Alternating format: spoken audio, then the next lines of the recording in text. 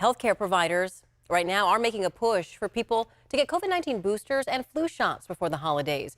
As our Alicia Machado learns, now is the time to get the vaccines for them to reach full effectiveness before Christmas and Kwanzaa. A boost in time for the holidays. Healthcare providers encouraging patients to get COVID boosters and flu vaccines. Dr. Vanessa Walker, a pulmonary and critical care physician at Sutter Roseville Medical Center, says the region is seeing an increase in COVID and influenza cases, with more serious infections coming from the flu. It's really important before we start going to holiday gatherings that we get up to date on those vaccines, not just for adults and elderly, but for our kiddos.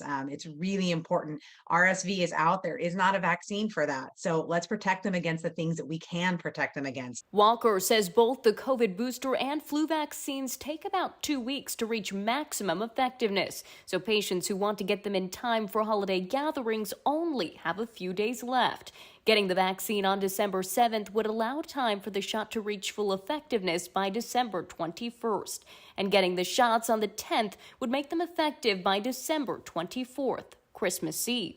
Studies have shown time after time that your illness will be much less severe. It'll decrease your risk of ending up in the hospital very sick. And nobody wants to be sick right before the holidays. Walker says it's safe to get the COVID booster and flu shot at the same time. We asked her about how that might impact the side effects. I've spoken to many people, including myself and my family, and there has not been any increase in side effects. And in fact, the boosters, it really depends on the person. Some people didn't notice anything, and others, had to kind of not feel great for a day.